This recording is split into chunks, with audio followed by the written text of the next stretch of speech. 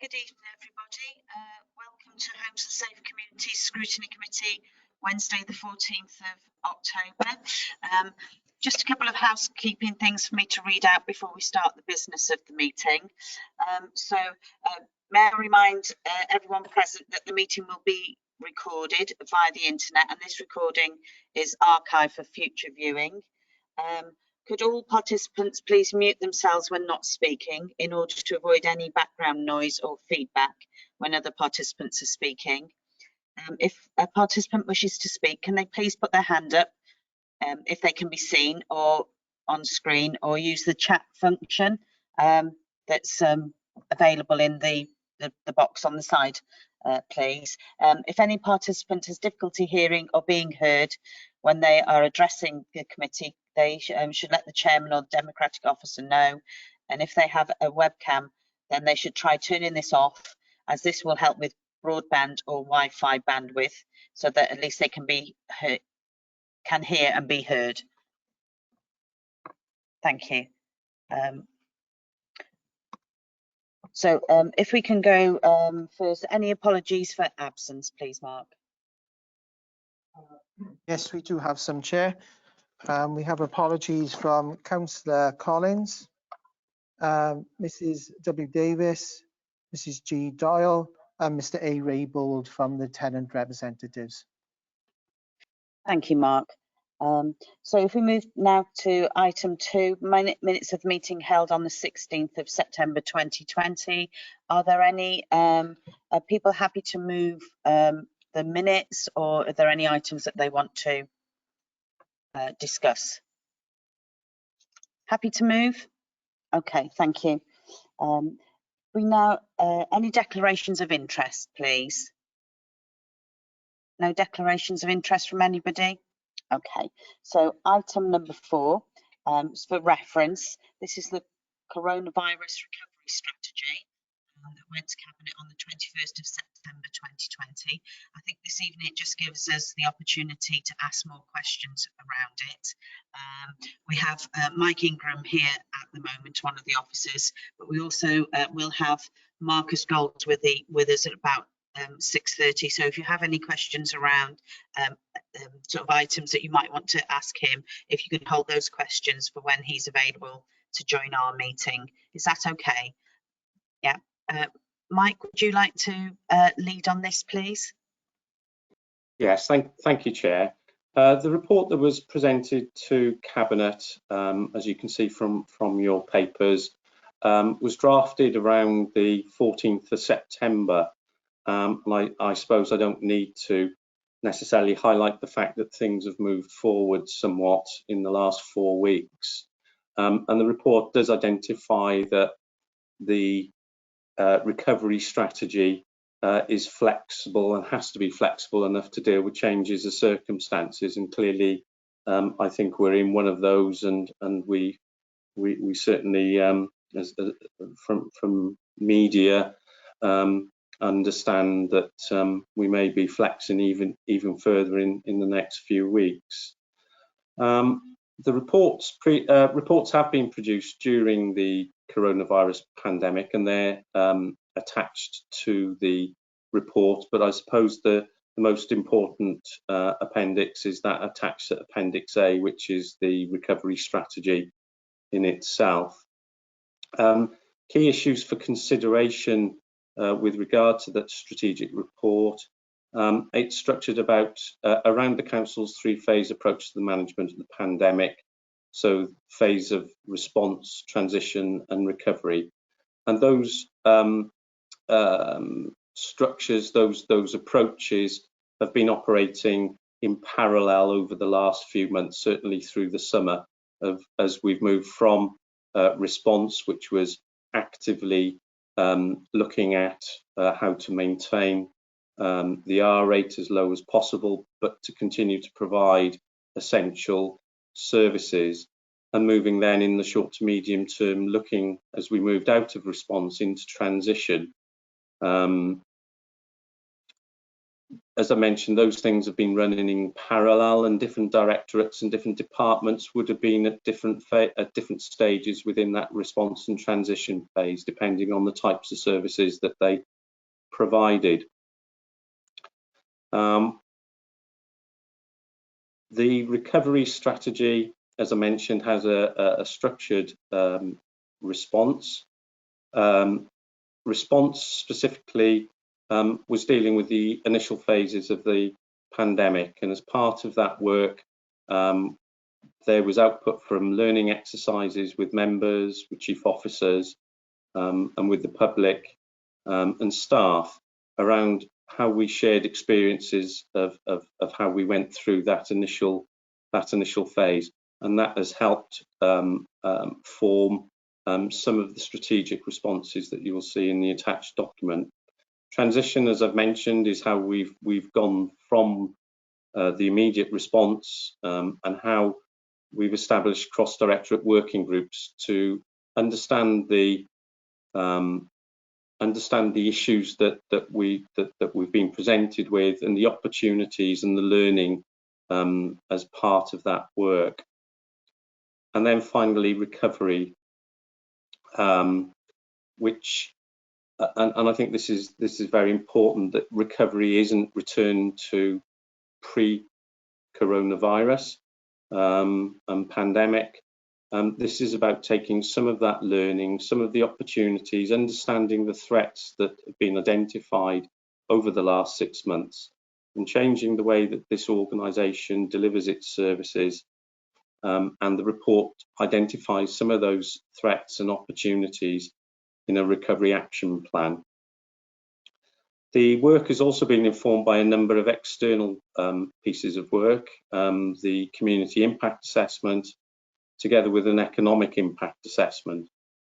And the learning and the threats and opportunities have formed, as I say, an action plan which links with the Council's 4 wellbeing objectives. And you can see those from page 41 of the appendix onwards. In pursuing the recovery priorities, obviously decisions will need to be taken in light of the resources available to the Council and the demands of those services. And the report also identifies opportunities in terms of those resourcing requirements.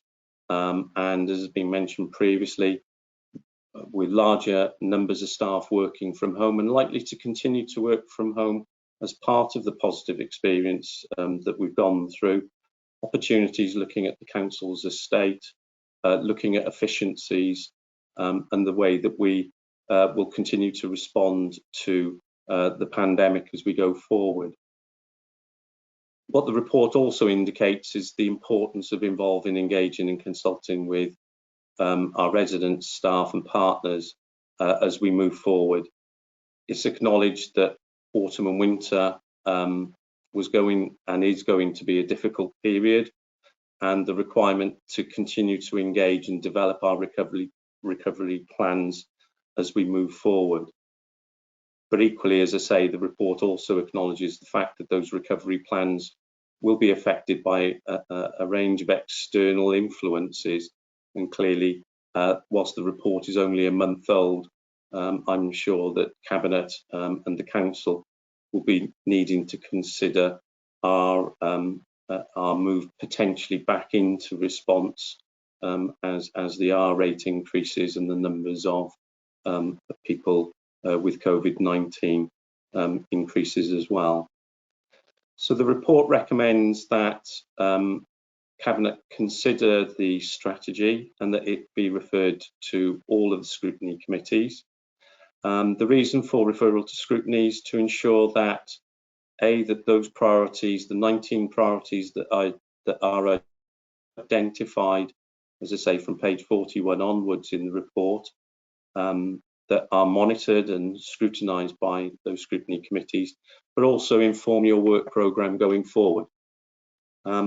If members are happy, if I can take you through page 41 of the report onwards, specifically to look at some of the issues that in terms of those priorities and how they're going to impact on the work of this scrutiny committee.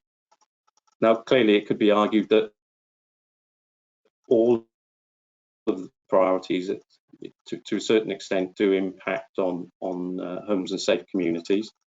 But the key ones, as I see them, as I say, I'll lead you through those now, if I may. So if we look at the first, to support learning, employment and sustainable economic growth at page 41, moving down the page then to the strategic recovery priorities. Priorities 4 and 5 specifically, there is a potential focus for us as a committee. We're just looking for page 41 at the moment. We go over to Sorry, page 41 of Appendix A. I think, Mike, mine only goes up to page 40. Yeah, I've only got up to page 40. I think if you look on the online version, it's there. I'm in this meeting, so I'm not clever enough to do that. My apologies, for some reason it's not gone on the hard copies then. So apologies to members about that, but I'll have a look into that. Mark, is it possible to share the screen? Yeah, bear with me. I'll just bring that up if everyone can hold on, and I'll present it to the screen to everyone. Okay, thank you.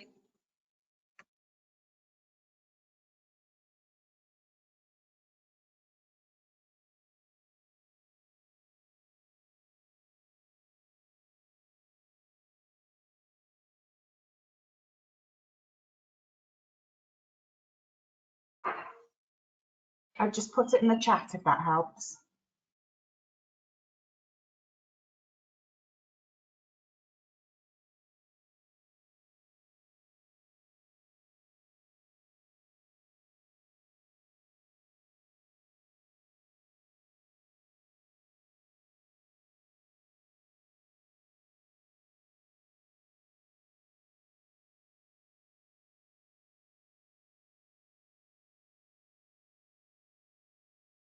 Have members been able to open the link in the chat? I'll present it as well, Mike. Yeah, I'm just scrolling through it now, Mike.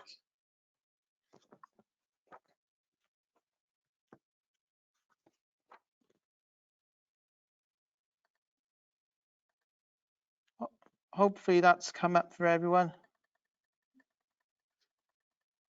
Yeah. So what page was it? Sorry, Mike, 41. Page 41. Right, okay. And what was the title? So to support learning, employment and sustainable economic growth, I believe. That's it. So as you can see from page 41 onwards, it talks about the threats and opportunities that are aligned to the council's corporate plan. So one of our wellbeing objectives is to support learning, employment, sustainable economic growth. And as you can see, there are a number of threats and opportunities there related to those recovery themes. On page 42 of that Mike, report, So I do apologize, Mike. If people do have hard copies, on the hard copy, on the presentation stroke appendix, this is on page 31. So apology for the renumbering, but if you haven't got that, I'll keep this up anyway as a reference point.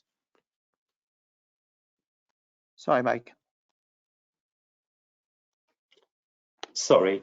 So if you look at page 42 under the heading Strategic Recovery Priorities, at the bottom of that page, you'll see that there are 5 priorities on that page.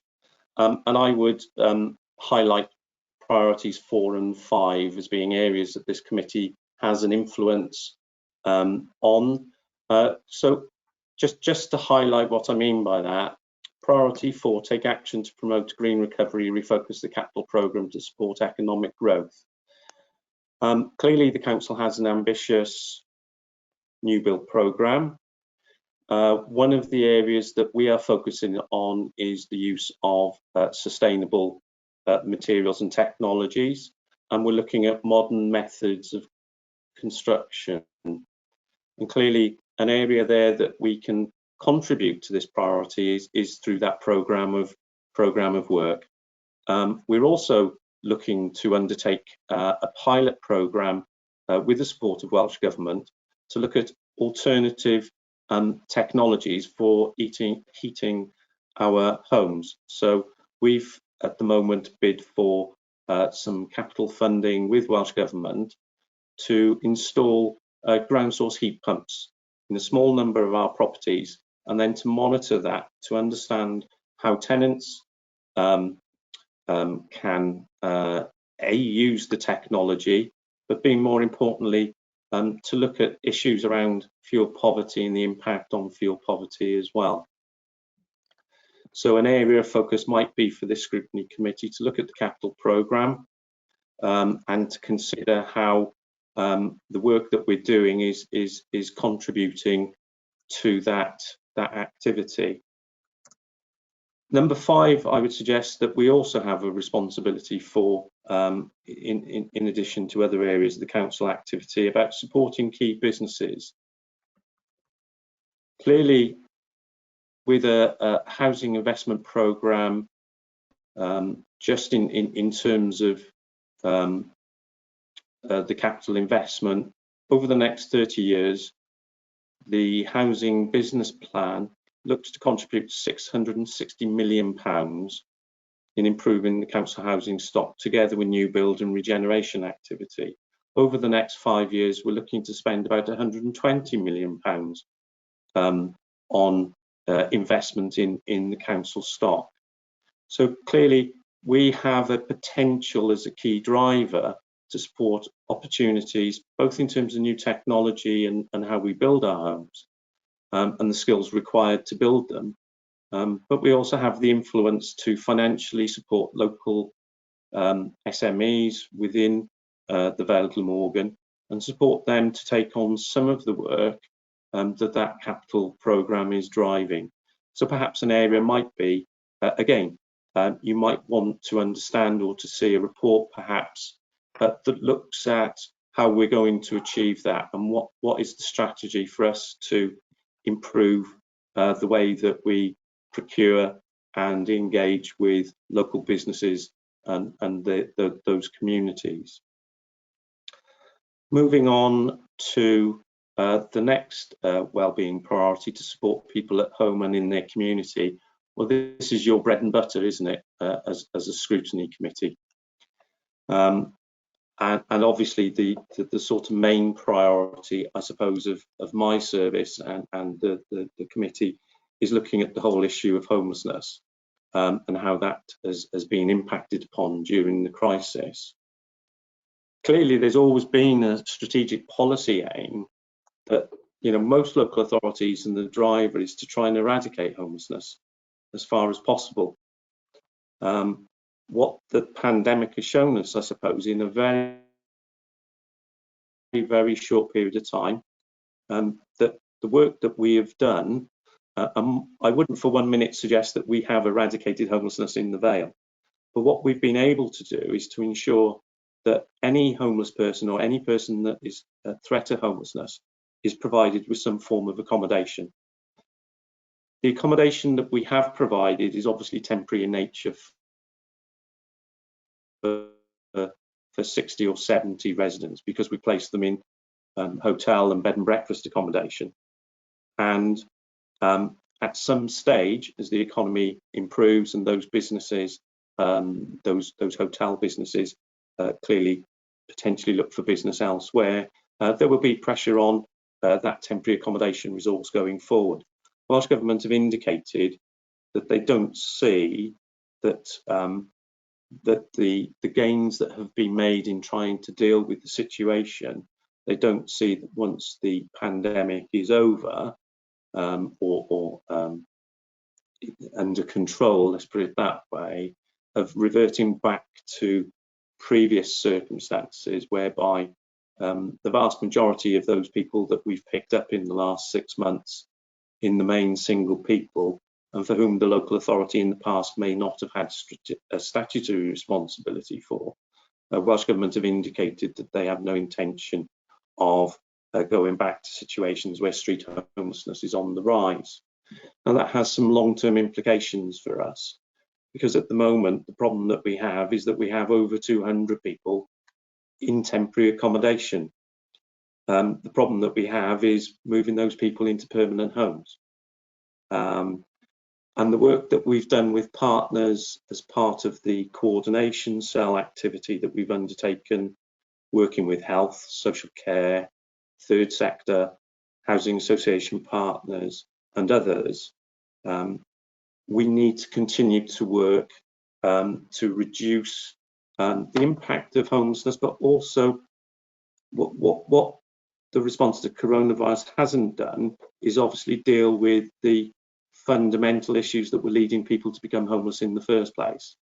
So what are the preventative measures that we now need to continue to put in place, and how do we transform our homelessness service to ensure that we as far as possible mitigate the revolving door that we've seen for a number of decades, quite frankly. So that's a big feature and a big area that I would think this committee will want to keep a very close eye on, in terms of how we're going to come out of the pandemic and how we're going to address this issue of moving people through the systems that we have, and how we best support them to prevent, as far as possible, homelessness occurring in the future. Moving on to priorities 8, 9 and 10. Clearly we've during this period of time, we understand that people's physical and mental health have been negatively impacted by the coronavirus. None more so, I suppose, than our residents who are currently in our sheltered housing accommodation, and some of our other older residents who would have been shielding, and more vulnerable residents who would have been shielding for quite a considerable amount of time. And I think one of the things that we need to do as the landlord, not necessarily just as the landlord, but in supporting our communities, our most vulnerable communities, is what part can we play in terms of addressing some of those physical and mental health issues. Later on, it talks around how we can look to use volunteering and other strategies as one of our priorities. So I think there's an important piece of work there for us as well. One of the other areas that we're aware of, and members will be acutely aware of, are tensions that have resulted as that have come about as a result of the pandemic. We've had fairly large-scale issues of antisocial behaviour in a number of our major towns, and I suppose it's how do we look to address those issues going forward. There's been some excellent partnership working over the last few months with the local authority and our Safer Vale team coordinating a lot of that activity. And I think, again, the issues of social cohesion and some of the difficulties that have arisen as a result of lockdown measures has resulted in some areas where it would be, it would be necessary for us to work with those communities to bring them back to a certain extent, to bring them back together, whether that's at block level or a state level or wider community. And again, I've mentioned the in the earlier discussion about homelessness, about some of the preventative and early intervention support services, and an area there that we were very excited as a committee, if you remember, around the establishment of the drop-in hub in Houghton Road, which was due to open on April the 1st. It did open on April the 1st in that the building was occupied, but the issue around face-to-face contact has obviously caused us to rethink the model of how we support people in that way. The use of digital and how we blend that with a safe method of using face-to-face where necessary. But there's some important learning there about how we look to provide some of those preventative and early intervention services around that support model of the hub, and how we deal with the issue of the face-to-face. Moving on through the document now to page 48, under the theme of to work with and for our communities. Areas there that I would highlight are 16, 17 and 18. The financial impact of coronavirus. Now I've mentioned the ability of our housing business plan and our investment strategy around positively impacting, I suppose, businesses and SMEs and communities and training and those opportunities.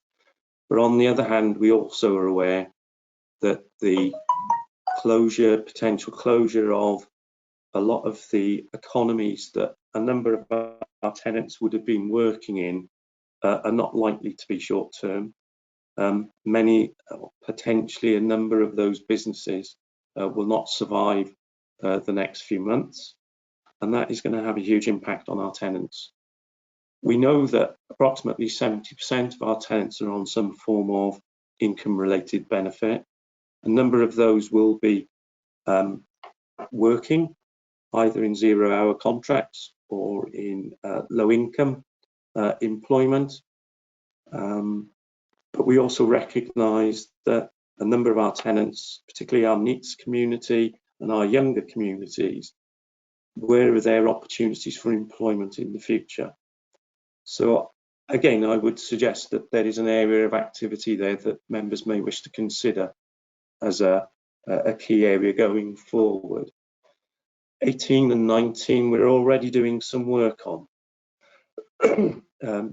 This committee obviously has had oversight of our volunteering programme, our time banking programme, and the work with community groups. I think there's an area there that in terms of how we look at social enterprise and the impact potentially of social enterprise in a different way of working. And that's an area I think that we would want to focus on going forward. And finally, number 19, consulting with residents. We are about to undertake a consultation engagement exercise with our tenants under tenant profiling. What we identified from the work of Vale Heroes is that there is a substantial number of our tenants who are not currently impacting on statutory services. They may have needs, but they're not at the threshold for statutory intervention. But there's a potential that they will be in the future. And one of the things we need to understand, we need to better understand our tenants, their needs and their wishes if we are going to redefine the way that we provide our housing services or our supporting people services. So we're about to embark on that exercise shortly. We're looking to do that via telephone interview rather than previous methods some years ago where we sent out a questionnaire. The reason for that, we found that the telephone contact via Vale Heroes was a much more accessible means to have a conversation with people about some of the issues that they might not wish to divulge via a questionnaire, or we may pick up in terms of some of the discussions that we have with some of our residents. So that piece of work we're looking to commence fairly shortly. We're finalising the way that we actually put together the information that we receive, wanting to assure all residents that the information and discussion that we have is confidential, because I know that's always been a concern when we look at profiling, the term tenant profiling. But it gives us an opportunity to have conversations around some of their worries, anxieties and difficulties that might not otherwise come to the fore. So I'll stop there, hopefully highlighting some of the priorities in the way that I have will give you an opportunity to consider your work programme going forward. Any questions? Thank you, Mike. First person I can see is Councillor Jonathan Bird wants to ask a question. Hi, Mike. Thanks for that. I was interested to hear that looking at alternative technologies to help our residents out with fuel poverty and stuff like that. And I was just wondering what experience, if any, we have had as a council of using alternative technologies, as you said, like ground source heat or whatever, because my experience with ground source heat, it works really, really well in modern, well-insulated properties that have underfloor heating. It doesn't work as well with conventional radiator type heating, and it's again, it's a totally different mindset as well. You need to use stuff like that because you don't get the high heat out of the radiators. It's more of a keeping a property at a continual heat, and obviously, you know, there's going to be a portion of education with users in that, and if it's a poorly insulated house, it's going to work out, it's not going to work out much cheaper, if any. So I just wondered what experience we had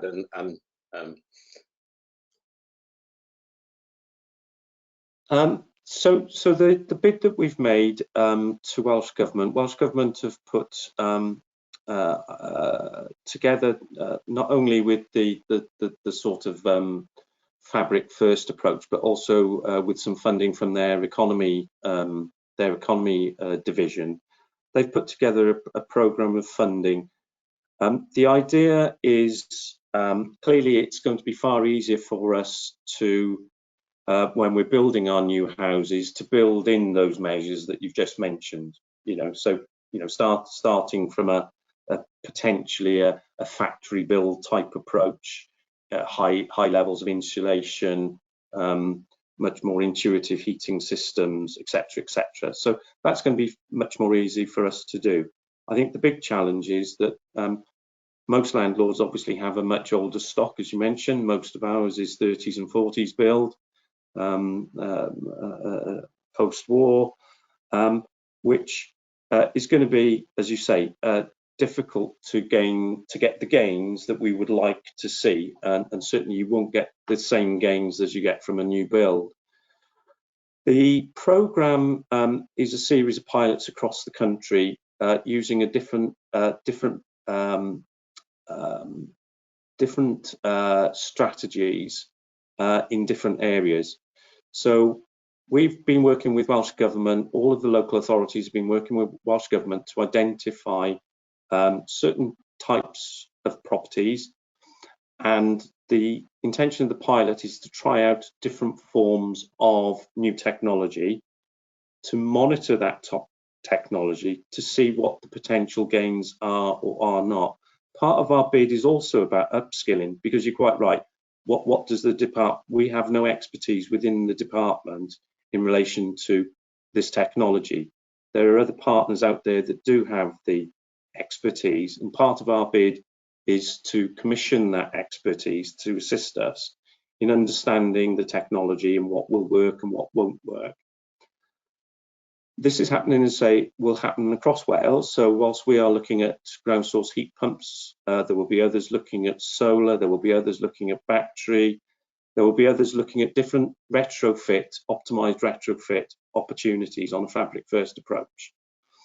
And on the back of that, bringing then all of that learning back together, the intention is to deliver a template of improvements for social housing stock, or for the existing stock, whether that be council housing or whether it be private housing, because obviously, you know, a lot of the private housing, pre and post-war private housing, is going to have the same issues. What it will do, as I say, is to give us an evidence base really of what works, what doesn't work. As part of our bid is also, there's an element there about training in the form of our tenants about how to use the technology, because as you say, You know, there's certain technologies, for example, which some of the passive air systems where rely on there being, you know, not having windows open necessarily and lots of drafts and things like that. But lots of tenants like to have their window open, you know, and that. So there are certain sort of endemic issues around some of the new technology and about its use. So it is also about sort of teaching us how we can best engage with our tenants to get the best benefit out of the technology we invest. So I wouldn't like to say that this is a one-size-fits-all approach. There will be different types of technology that will work on different types of buildings and different types of properties. And what they've tried to do is to look at the stock across Wales and try different technologies on different building types and then measure the impact and effect of those. Thank you, Mike. Mind if I sorry. have one come back on that? Yeah, sure. And then it's Councillor Brooks then. Thanks, Sandra. Just a quickie to follow that up, Mike. Are the housing associations involved? I guess they are in this because obviously they've got a hell of a lot of housing stock as well. And I know just from seeing it being built, there's now they're building a bungalow in Dufferin and they're using battery power and photovoltaic units, solar heat. You know, it's a really interesting project. So I think, you know, this is something that I'm very interested in, and I think I'd be very keen to see how this develops over the next year or two. Okay. Councillor Brooks, did you want to ask your question? Yeah, thank you, Chair. It's two parts to my question, Mike. The first part is obviously we're heading very rapidly towards the second wave, if not already in the thrall of it. So you mentioned earlier about there's 200 people in temporary accommodation. It's what sort of contingencies have you got as this second wave goes forward, and then over the winter as well, which we've already been forewarned that there are going to be further issues around COVID. So what sort of contingencies and sort of plans have you got afoot really to try and cope and to deal with that? You've already got 200 in. There's going to be more, to be realistic. And then also We've lost Sorry? Mike. We've lost Mike. We have. Hi, Mike, can you hear us? Can you hear Sorry, us? I've just come back. Sorry, I think I lost my my internet for a second. Okay, can you hear us now, Mike? Yes, I can. I've turned my video off just in case that helps. Okay. Yeah. Did you hear what I said, Mike? I didn't. The last that I unfortunately I heard was Jonathan's Councillor Bird's follow-up question was, are the RSLs involved? Yes, they are. The only other point I was going to mention in answer to the question is there is an understanding that in terms of gas and use of electricity, that there will be obviously network changes over the next 10 years that may well influence some of those gains. So there's some discussion, isn't there, with regard to natural gas and moving away from natural gas to other forms of heating. And also a lot of the RSLs are moving towards electric. Okay, thank you, Mike. Bronwyn, did you want to ask your question again, and then it's Councillor Hanks after? Please, thank you, Chair. Yeah, I was just saying, Mike, around you mentioned about we've got 200 people already in temporary accommodation, and what sort of contingency plans and looking ahead really, because obviously we're in the throes now of the second wave, which we don't know how that's actually going to pan out really. There's many predictions that the second wave is actually going to be worse than the first wave. So it's about how we're going to plan or forward plan around temporary accommodation, because situations are potentially going to get worse, and how we're going to deal with that. And then also it's around about, I suppose it links in with isolation and antisocial behaviour, I don't know how everybody else feels, but lots of people I've been talking to, and I've seen it with people myself in my own family, is this second wave is actually people are feeling quite down about it, quite despondent. You've got the dark nights. They're feeling a bit more despondent. They don't feel it's ever going to come to an end. And I think there's a real impact that's going to come out of this. So, and it's about what extra sort of support are we going to be able to give to people who are isolating and shielding, and then also that also links in then unfortunately with antisocial behaviours, is how we're going to support people around that. And also I know you'll be working with other agencies around that, but that really does, it really greatly concerns me. I think in answer to your first question, as I say, in directing you towards, I suppose, activity for this scrutiny committee, I would suggest you may well want a report to discuss how we are going to respond to the homelessness issues that have arisen. Certain things that clearly are going to be key in terms of that response: new build. Other issues will be our allocation policy and whether we need to look at our allocation policy and how that works.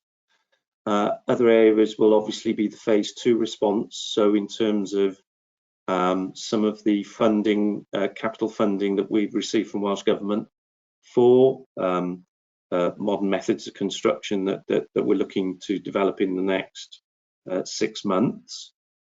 Part of it will be our existing, how we use our existing housing stock. We still haven't really moved away, even with the new build that the RSLs have been undertaking in the last 10 years. It hasn't kept pace with the number of single people that need our assistance and help. Bearing in mind that the vast majority, as you're aware, the vast majority of our accommodation is family sized or older persons. We have very little in the way of single persons accommodation at the moment. So one of the things we'll need to look at is to look about how we designate our stock. Will be an area for discussion. In the past, we have de-designated some one-bedroom units. One of the things we're going to have to consider, though, is that there were 60 units that we de-designated. And what I mean by that is that they were former older persons units meant for older persons. And we reduced the access age to those units to 40. So the idea being that you were a more mature single person and were less likely, I think, to cause concerns and issues. But when we look at virtually all of those that we've picked up in the last 6 months as additional need, nearly all of them are younger than 40.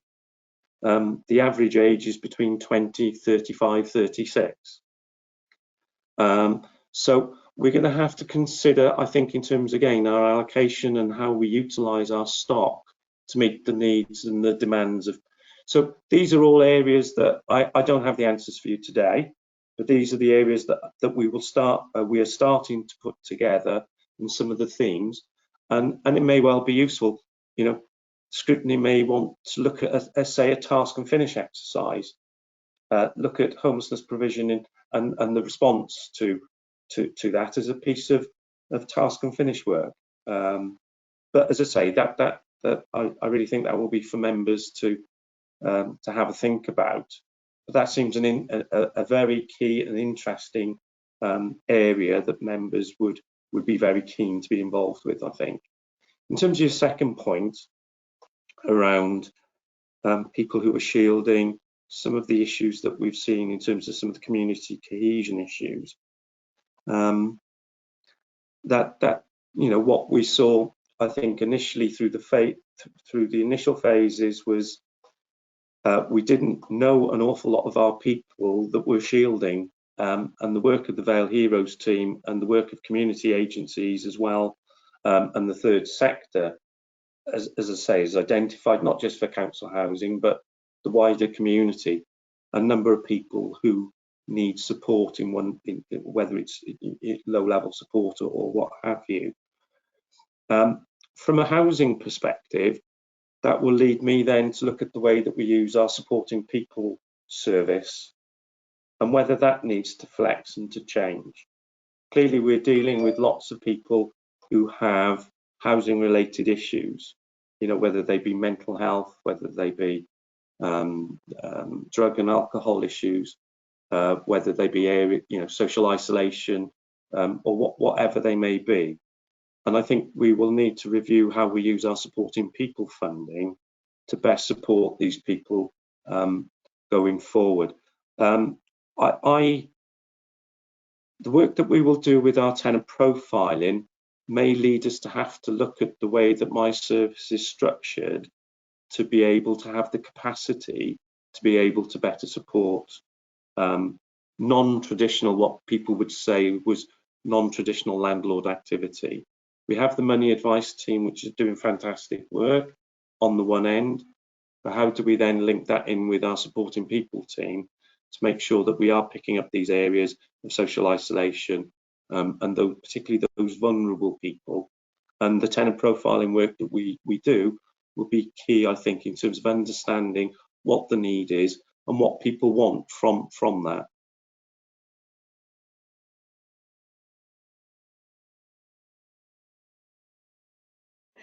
Thank you, Mike. Okay, so I think Sally Hanks, you're next. Andrew Parker, did you want to ask a question as well? I don't, if you had your hand up previously. Oh, he's muted. You're muted, Andrew. I've got Sally's next, and then Andrew, did you want to ask a question after Sally?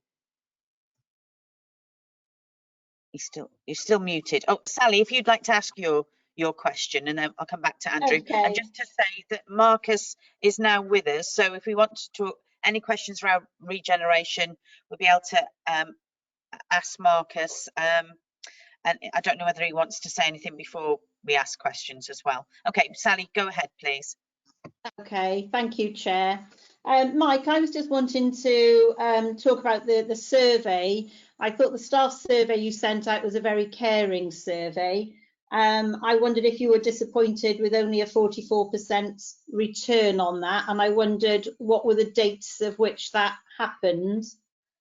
And I also wondered if IT has improved, as that seemed to be outstanding as the #1. Can you hear me, Mike? Yes, I can, yes. Sorry, I thought you looked frozen. I wondered if the IT had improved somewhat for staff. And also, some time ago, we had a presentation on Care First, and I just wondered if the Vale was that still up and running, and was that being used to the full potential? Okay. In terms of the staff wellbeing survey that your first question mentions, 44%, I think within the body of the report, I can't remember the figure now, but I think our previous staff survey was around 50%. So it was there or thereabouts in terms of previous staff surveys that we've undertaken. So I think it is also important to note that the vast majority of returners tended to be office-based staff rather than frontline, and I think that's a challenge that's always been there about how we engage with, how we engage with frontline. You know, how do we engage? How do we get the views of our, our building cleaners, our refuse workers, and what have you?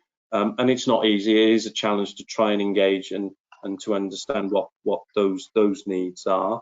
But no, I think in terms of we were relatively pleased with the response. And I suppose the key themes that were coming out of that. So a lot there in terms of, and we've already started a lot of work in terms of supporting the staff about how can we better develop those support arrangements to keep our Councillor Brooks mentioned around some of the issues that the residents were facing. I'm sure, and we know, and I know from my own experience, that our own staff are feeling the same anxieties and pressures, and how do we support those people? And that's about how do we engage, how do I engage, and how do my senior management team engage with with our staff. So we're already working in a number of those areas.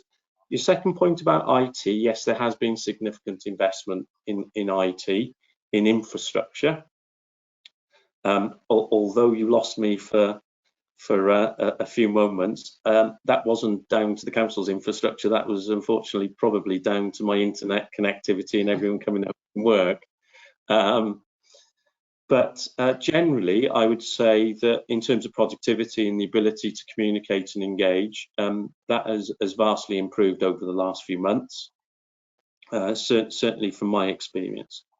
What we haven't had the opportunity, however, as directorates and divisions and sections, is the investment that's required to support things like the digital transformation work that we need to do, and some of that learning that has come out of the last 6 months.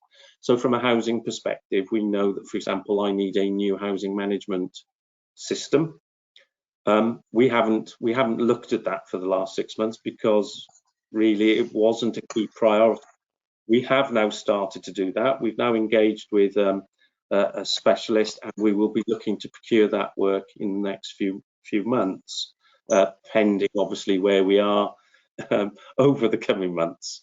But the technology that allows us to use digital for in terms of our customers, more agile working, is still a great deal of work to be done. And that investment, you know, we have the resources within our business plan to invest in that technology. It's just that it hasn't been something that we've been able to concentrate on, I don't suppose, as we've dealt with more pressing priorities. In terms of your last point, Care First, I can't remember the presentation. Can you remember? Could you expand a little bit? I can't recall the presentation. Yeah, I think it was in community liaison. There was a big discussion about Care First, which was a counselling service and a telephone support service for staff for wellbeing issues. Right. Okay. So the Care First approach obviously is the council's, as you say, the council's response to supporting our staff. That is led by our Tracy Dickinson, our head of HR. That work has been expanded during the last few months. Care First is still in operation, and also we've been, you know, some of the things that have happened is that, you know, people would have access to more sessions because some of the issues that people are feeling in terms of some of their anxiety, issues around anxiety, depression, you know, stress, a lot of those factors have come to the fore. So whereas potentially, you know, we would have dealt with those, or Care First would have dealt with those over, say, 2 or 3 sessions, perhaps, depending on what they've determined is necessary. What they're actually seeing is that those sessions are tending to take much longer. You know, more sessions are required given the nature of the stresses that some of the staff are feeling. So yeah, Care First is still there, it's still operating, and the council is continuing to invest in it. Thank you. Thank you, Mike. Councillor Parker, if you wanted to ask your question, hopefully we'll be able to hear you.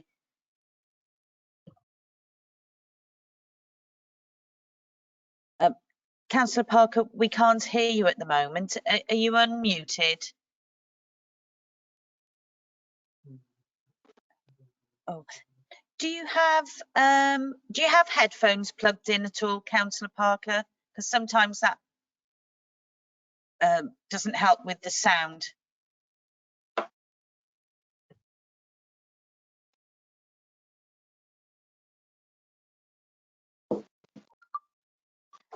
If you wanted to type your question in, I can ask it for you if you like. If you want to send me a chat message. Marcus, did you want to say anything while we're waiting for Councillor Parker's question?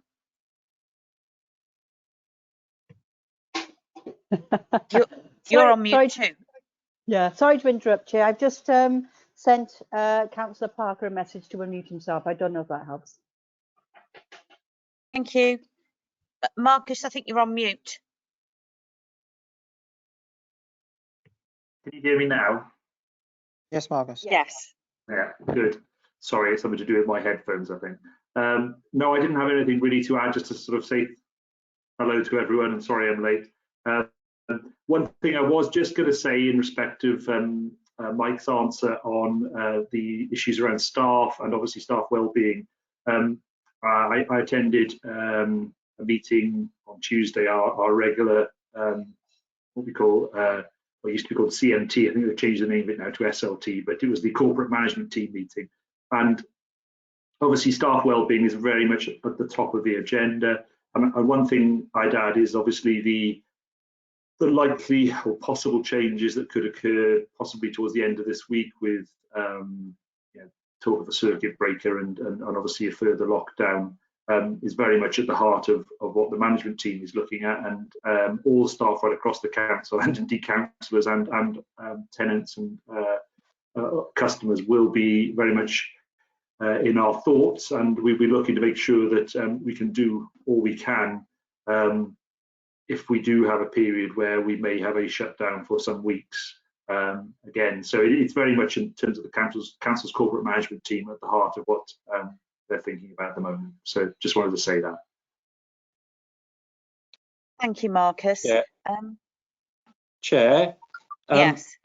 Marcus may be able to add a little bit to the discussion we were having around how the economic support that we're giving businesses and communities. I mentioned earlier about the investment activity of the council and how that is, we're looking at the way that can best, you know, the Vale pound is being spent in the Vale. I know that one of Marcus's colleagues at the moment is convening a stakeholder group, a working group to look at foundational economy, and that may have been, as I say, I skirted over that a little bit because Marcus is clearly more of a on the pulse in terms of the business support that we're giving businesses at the moment, which may come under some of the work that this committee looks at.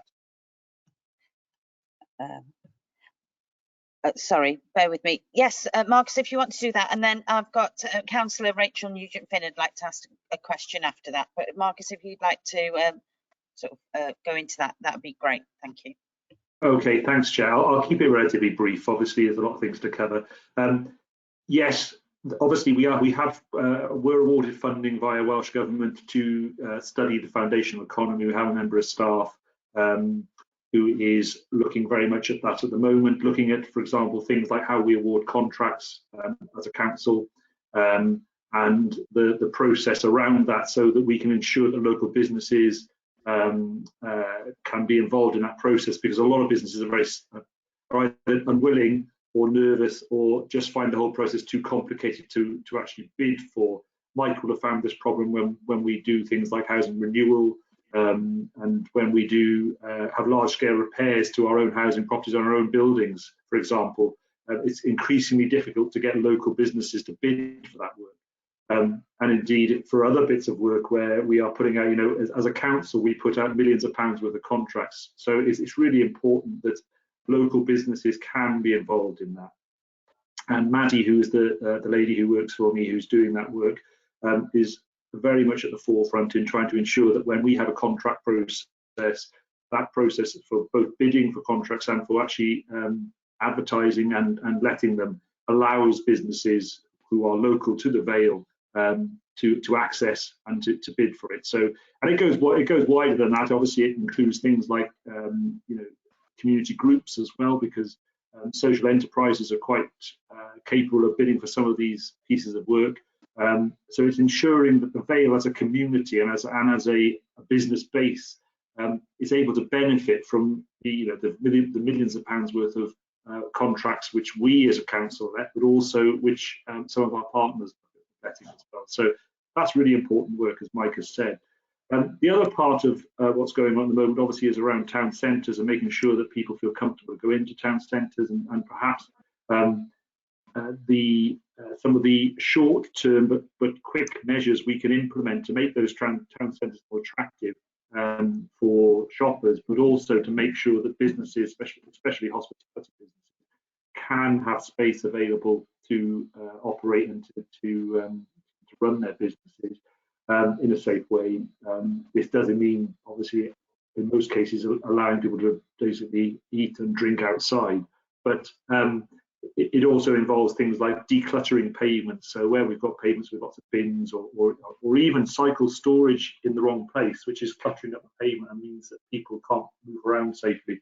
We're looking at all of that, and that work is currently underway, and we're consulting all the town centre councillors who are involved so that they can see how that work is progressing. We need to implement that and have it the money spent by the end of this financial year, so by March next year, which is no mean feat given where we are. So, and then the final bit of work, just to mention it, is around grants, which some of the grants now are being awarded again. So we've had a whole tranche of grants awarded via the last lockdown, and colleagues were involved in ensuring that that money got to businesses that needed it. It was nearly £28 million worth of funding was allocated to businesses through a combination of colleagues in council tax and our regeneration team. That was a really big piece of work and very successful. We are now looking to run this programme again with much smaller sums of money. Welsh Government have made £1,000 available to all businesses who have to show that they've been affected by the current situation. £1,000 and £1,500 depends on the size of your business and the size of your property. So we are looking again at how we can get that money to the businesses. That will open on the 26th of October, subject to the Vale still being in lockdown. So there's a lot of work ongoing around supporting businesses. So a bit of a quick fly through there. Hopefully that's okay.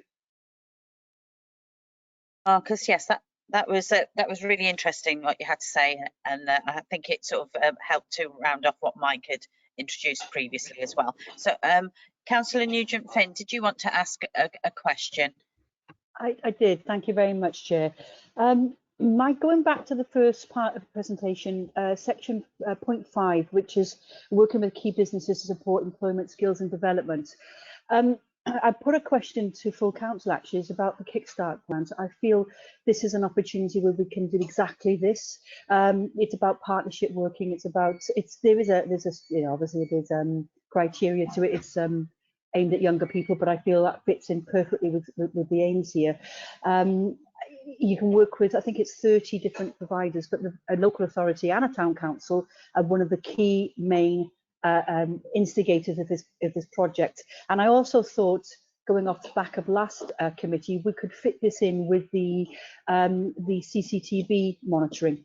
There's a huge scope here, an opportunity to engage young people and to train them alongside our staff. And if we certainly take over the contract, and the suggestion of working with the police, where we could get young people, you know, within, you know, so that the criteria is it needs to be a new enterprise. This slots into that perfectly. So a lot of food for thought there, Mike, but it's a central government, but it's going to be drawn down to Welsh Government and then to the local authorities. So I really would like to look at that and take some advantage of that. 19 then as well, going on to your second presentation, is to involve and engage, consult residents and redesigning services. I think you said that you're going to do like a telephone approach, which is great, but it's not always going to connect with everybody. So I just, again, perhaps I'm not sure how that's going to look, Mike, and I don't envy you the task of having to do that, and I will think about it and perhaps come up with some suggestions. But as you said, then people are going to be disclosing anxiety problems, etc. How are we going to deal with that? There's a huge risk to that, where people are disclosing quite confidential information. I would like to think that we're going to be working really closely with supporting people. And lastly, the process with regards to the businesses becoming part of the bidding plan. I've spoken to Annette G recently. Marcus, I don't know who you referred to. Was it Hannah? I've made a note. Is it Hannah? Maddie. Maddie. I haven't spoken to Maddie. I've only spoken to Annette G, but I'm sort of inundated with smaller businesses. One in particular Skyhawk, who are just desperate to get some conversation going with you all about supplying green, very green, eco-friendly cleaner products, during this difficult time. So I've been alluded to the fact that there's maybe some sort of steering group being set up. If that's the case, I'd like to be part of that as well. Okay. And So lastly, can you just do your questions, so that, because I think we're losing track of what the questions are. So can you ask Mike his questions? It's more for noting, Chair. So it's more for noting. Can you just ask Mike his questions, and then so that he knows what he's answering, because I think we're losing track of what your questions actually are. Yeah, it's hard to keep up, isn't it, with me? I guess so. So it was to do with number 5, which was working with key businesses to support employment and skills and development. Are we going to take advantage and work with the Kickstart grant? It's a central government initiative, but it can be rolled out with local authorities. It fits perfect. 19 was regards. Do you want me to carry on? Yes, that's the next one, so we know what the questions are. 19 was the involvement, engagement, consultation. Again, just how is this going to look? I really respect the fact that it's going to be very difficult, Mike, but I think there just needs to be a little bit more thought around how we're going to engage with the most difficult and the most vulnerable tenants. That's always been my concern.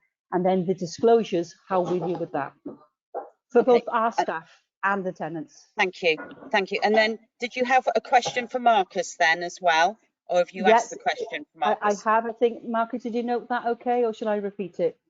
Thank you. Okay, all right then. And last but not least, I've got one more, Chair. Okay. If I may, thank you. Go ahead. We talked about the digital divide. When I was chairing the last scrutiny, we set up a presentation from Innovate Trust about their new digital houses. So perhaps we'd like to have that presentation at this committee, Chair, because it fits in again with the strategies that we're looking at with regards to how our housing is going to look. Just a thought, but it's an excellent presentation. Everything from tenants using an Alexa to solar power panel, absolutely everything. It's a very, very good service. You might want to consider it. Thank you. Is that something that you discussed previously, Mike, with us, with the Innovate Trust as well? Yeah, could I just direct members? I thought you had the council, the council are using ICF Integrated Care Fund to develop its own smart house. It's being led by colleagues in social services, and that piece of it needs some of the building work undertaken, and then obviously the technology, which Councillor Nugent Finn has just mentioned, is being installed as well. So yeah, the smart house, we're developing our own smart house. So I think probably Scrutiny would want to go and have a look at that and the opportunities that it gives, particularly with people with learning needs and assisted learning, and how that can help improve the quality of life for individuals. In terms of question one, I think it would, in terms of question one, which is around community development and around how we look to ensure that people do have the opportunities in terms of employment and whatever, that's bread and butter work with regard to our community development team. And Shani Pater within the team leads on that activity. Members may well like to see a report going forward in terms of the work that we've already done and our strategy for going forward. In terms of working and utilising the grant scheme, our organisational development team are widely communicating that scheme to across the council, with opportunities obviously for younger people as part of the scheme. Obviously the funding is coming, a lot of funding is coming via the scheme, and again, community development will be looking at those opportunities around how we can bring in additional funding as well. So I'd welcome an opportunity in the future to bring a report on the community development activity that we're doing and the value of that. In terms of the targeted approach, yes, I mean the telephone survey, that's a one-on-one engagement session with the tenant. Happy to have a conversation with Councillor Nugent Finn if she has some ideas about how that can work, and we can have a conversation about that outside the meeting. One of the things I think in terms of our community groups and our residents groups. I know Heather's on the meeting today.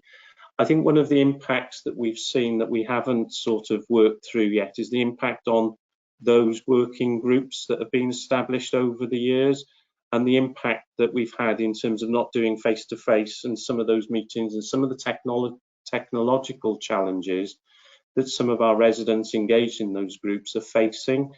Now, one of the things that we did, we cancelled obviously the summer festival event early on in the pandemic because we didn't think we would be going ahead, and as it happens, we wouldn't have been going ahead with it.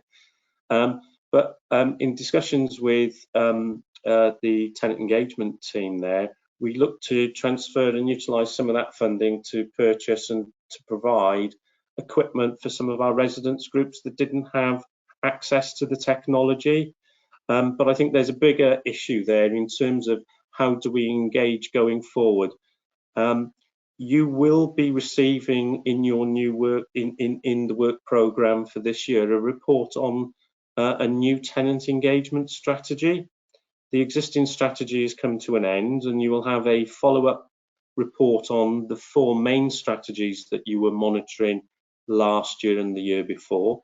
You'll have that follow-up report probably for your November committee, but then we will also discuss the fact that we need to evolve and develop a new tenant engagement strategy. So at some stage then in the new year, we will come forward with some ideas around how that may look, and I'm very happy to have conversations with individual members outside the meeting about what they might like to see in that. In terms of the final final element, I think Marcus may, in terms of the business bidding, I'm not sure if Marcus is still on the call or he's had to go. I am here. No, sorry, I turned the camera off, that's all. I think there was the question with the business, I think. Yeah, okay, I'll turn the camera on. It did tell me it was breaking up, so just before I come back on 2 things. The Kickstarter, which I don't know, Mike, you broke up on my feed, so I'm not sure if you responded to that, but just for Councillor Nugent, Finn, just to advise that Kickstarter has been picked up by the council. We are looking to implement it both internally and externally. So in terms of internally, we have to get up to 30, or we had to get 30 people at least. And we have, I think the last time I spoke to Tracy from HR, there was over 66 placements that have been identified within the council, which is excellent. I think they're across various fields. I know we've got 5 or 6 in regen. I think Mike has got some in housing as well, and there are others across the council. So that's internally, that's been accessed. But we are also working with colleagues in HR, education and regen to develop the council as a provider of Kickstarter to businesses in the Vale too. So just to explain that, what we would do is we would try and find a minimum of 30 placements across businesses throughout the Vale. Then we would obviously work to find the younger people who could access those placements. So we're like an access channel into those pieces of employment. So we're doing that now. We are working up how we can achieve that, and colleagues are actively involved in that process. Just to let you know that. Sorry. Now the other part I'm just trying to think was, I'm sorry, Councillor Nugent, can you refresh my mind about the businesses, what it was? I can, yes. I've been speaking to Annette G about how we, yes. so how we sort of engage with, when you put out the bidding and with these huge conglomerates, how they then disseminate them to our smaller local businesses who sort of just want a piece of the pie, really. I've spoken to Annette, but not Maddie, and she did explain that there's possibly going to be a steering group made up of some elected members and obviously some staff and public. And I'd like to be part of that if possible as well, please, Marcus. Okay. And thank you very much for the clarification of Kickstart. That is absolutely wonderful. It's great to hear that. So thank you for that. No problem, Councillor. Just to let you know, I don't know why I'd forgotten that because I was emailing Maddie as we were speaking, but Madeline Sims is Maddie's name. I've asked Maddie to give you a full, to send you a full breakdown of what the work is we've done so far. And if she can involve you, she will. So she'll send you a breakdown of where we've got to and explain, what stage we're at with that work. So hopefully you'll have that going forward. I think that was everything. Okay, I think the rest of the committee might be interested in knowing where we've got with that work as well, Marcus. What I think possibly, yeah, no problem. What I think we'll be doing, we can I think it's due to be reported eventually to the E&R scrutiny, but there's no reason why we couldn't, if we're doing a report to E&R, we couldn't bring a report back to housing as well. So I'll suggest that that when the report comes, it comes back to both sets. So you'll get a full briefing then of what's happened, if that's okay. Yeah, yes, that would be great. I've also got Councillor Liz Burnett would like to speak as well. So if you'd like to go ahead, please, Councillor Burnett. Good evening. I hadn't intended speaking this evening, but these are actually two of my absolute passions, so I thought I would add a little bit extra in. In terms of the Kickstart programme, I answered a question at full council. So that's my answer is actually available on the webcast of that. And we are really committed to making these worthwhile positions. I mean, historically, when you've had sort of like job creation schemes, it's been flipping burgers and that sort of thing. I'm really, really pleased that officers have looked into exactly how young people that participate in this will have some really, really valuable skills and knowledge to go forward with at the end of it, maybe even finding a permanent job within the council. So I think I saw some data through the other day that in the Vale, we've now got 1,800 16 to 24-year-olds that are on universal credit. That's dreadful. I mean, it's really, really worrying. So we have to do whatever we can on that. And I'm really, really pleased at what officers have pulled together on that.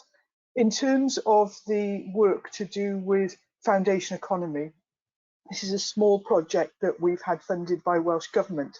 We managed to get some funding to build on the colossal work that has been done in terms of 21st century schools, where we have normally trebled or quadrupled our targets on community benefits for the 21st century schools programme, and we're looking to take the good practice from that through into both housing, road maintenance, social care, etc., and look at how we can increase the number of subcontractors, etc., people that are contracting with the council, and how much of our procurement spend goes into the local economy, because particularly at the moment that is hugely important for local businesses, that they are actually contracting with the council. If I'm not mistaken, recently with Pencoitra High School, about 80% of the contracts they gave out were from the local postcode, which is absolutely brilliant.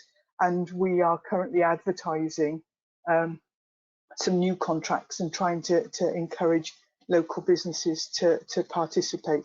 The contractors work with those local businesses to help them to get upskills so that they can put in successful tenders. I think it would be something really interesting for this committee to know more about, and the whole field of community benefits. So if you would like the yes. 21st century school programme to actually talk to you about community benefits, what we've delivered in one part of our work and what we would really love to be delivering, I know Mike's really on board with this as well and his team, what we would really love to deliver right across the council in terms of opportunities for local businesses and local residents. And my favourite one recently, just to finish, was the woman career changer that we've lost her as a carer, but she's actually now getting her qualifications working on our schools programmes on heavy plant, and she's actually doing groundworks. So no, a bit more of that would be absolutely wonderful. So thank you very much, Chair. Yeah, yes, thank you, Councillor Burnett. Yes, I think we would be interested in learning more about community benefits. My sort of small time working for a housing association, I sort of learned a little bit about community benefits and how, you know, they can take on the companies that do the work for us, building houses or whatever, can actually take on perhaps apprentices and things like that, which I think is really important to the local community. So any information that we can have around community benefits, I think would be really good for this committee as well. Did anybody else want to ask any other questions? Sally Hanks, if you'd like to ask a question. Thank you, Chair. Just a quick question, Mike. Universal credit, nationally, there must be huge pressure. Is it still 4 weeks turnaround, and are people still getting that credit within the 4 weeks that it's supposed to be? Thanks. Yes, there is still the issue of delay, but obviously, you know, processes have improved. The issue for us that I refer to in terms of rent income, it's compounded by the fact that a large number of our tenants, as I say, will not have the opportunity of work going forward, particularly if they are operating under some of the zero hours contracts and some of the leisure and entertainment, you know, businesses that operate in the Vale. The impact in stark terms, our rent arrears have increased substantially in the last 6 months. They now stand at around £500,000, which, you know, it is still allowing our business plan, our housing business plan, our investment plan to remain sustainable. But clearly, the work that we need to do to support, and going back to the point of business, you know, about training opportunities, employment opportunities, that sort of non-traditional landlord role is an area that we will need to focus on going forward to support our tenants in that regard. So it is an issue. The government have invested larger amounts of money into universal credit to deal with issues around the pandemic. We're continuing to provide support together with, obviously, colleagues, primarily, I suppose, in Citizens Advice, who are providing direct support to all residents of the Vale. They've seen a fantastic increase in their contacts. As I mentioned, I think it probably is worthy of this committee at some stage having a report with regard to the financial impact on our tenants as we get to understand that more, the impact in terms of our business as a housing business, and more importantly, what work are we going to do to support our tenants to ensure that they are able to pay their rent and are able to obviously move forward in terms of training and employment opportunities. Okay, thanks, Mike. So the delay is only 4 weeks. I was thinking of the people claiming that they weren't waiting 5 or 6 weeks. It is being turned around within the 4 weeks. Once they claim, it's only a waiting period of 4 weeks. The waiting period is much better than it was. It's not such an issue. Obviously, people can obviously receive an advance as well. The issue that we have is not really now, I don't think, necessarily about how people claim and the delays in claiming. A lot of the issues that we have at the moment is that obviously a number of people on universal credit will be receiving their housing costs direct as part of their rounded up payment, and not necessarily prioritising their rent because of competing financial pressures elsewhere. So I think that's the area that we have to concentrate, that we are concentrating on. Yes, we can use things like direct payment, look at direct payments and look at APAs to assist in obviously those payments and paying off the arrears. But some of those arrears are going to be long standing. It will take, you know, we have some of our tenants who are a few £1,000s in arrears, and you know, in the best will in the world, it's going to take a very long time for those tenants necessarily to get back on track.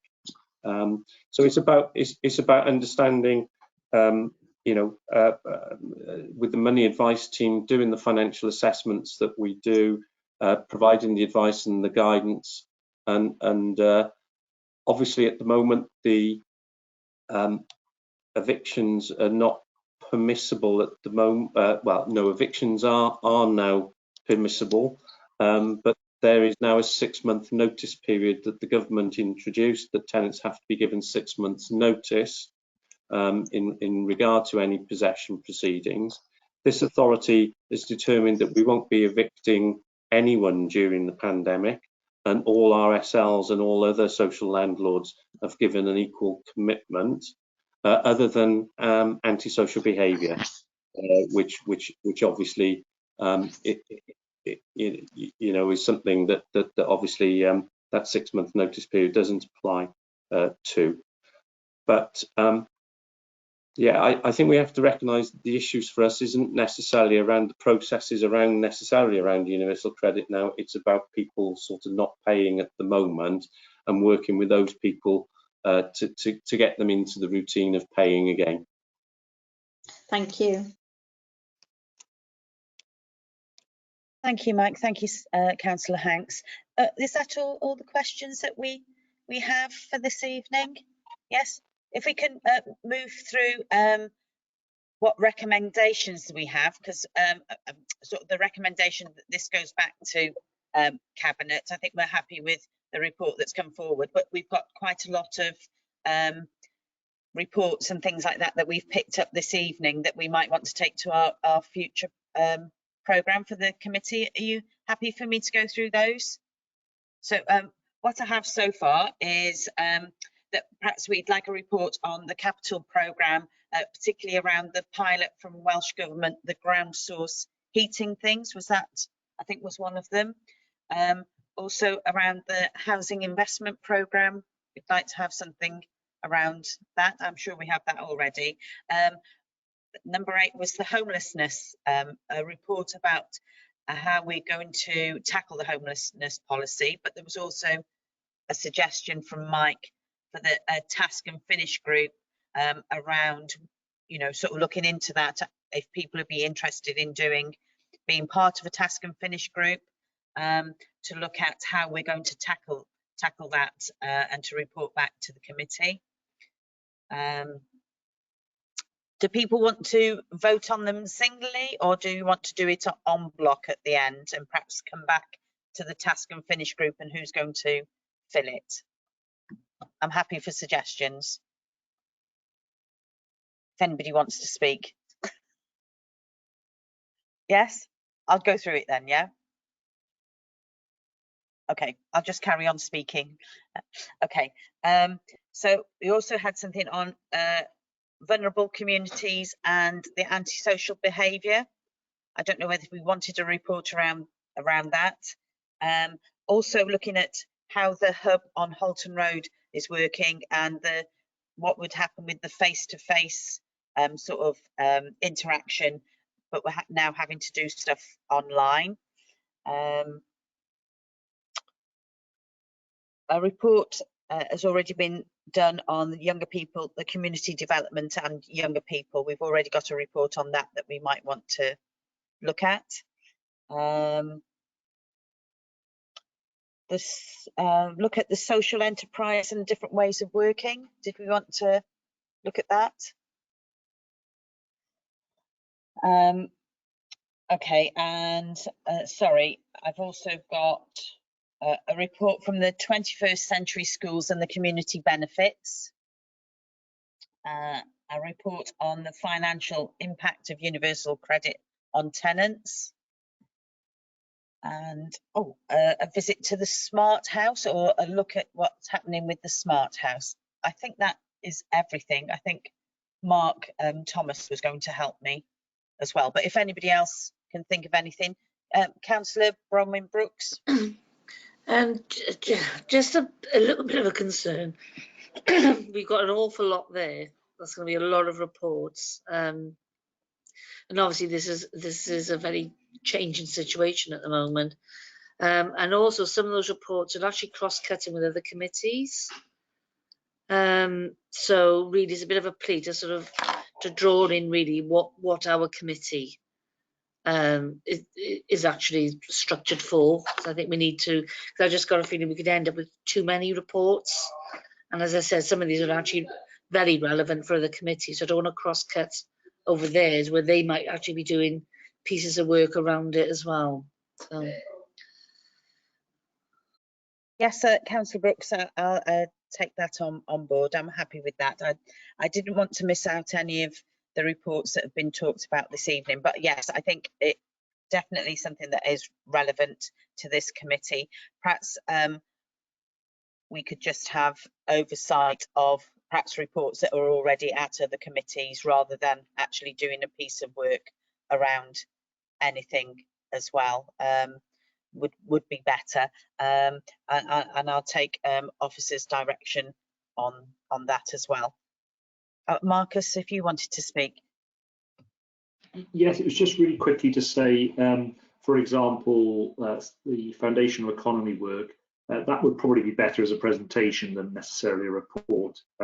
So some of these things perhaps can be picked up by presentations, which could be made to, if it cuts across a couple of scrutiny committees, it wouldn't be an issue really to present the same presentation to both scrutiny committees. Just a thought on that.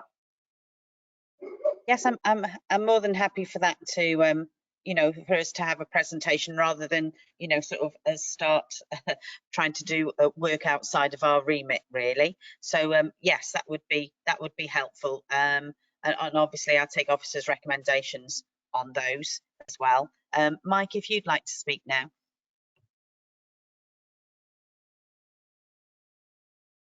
You mentioned universal credit, and on the same theme, Scrutiny Committee, Corporate Resources is the lead committee to consider impacts of welfare reform, including universal credit. I think the area that might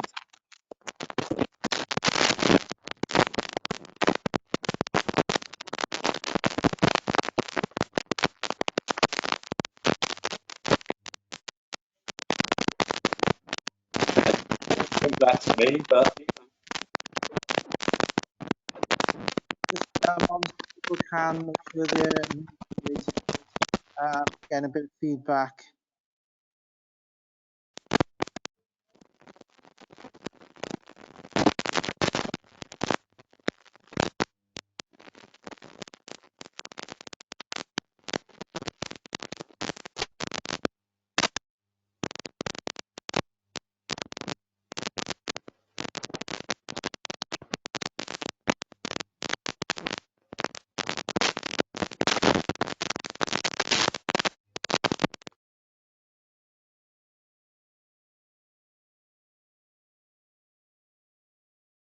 Hi, Mike. Oh, I'm probably really low, aren't I?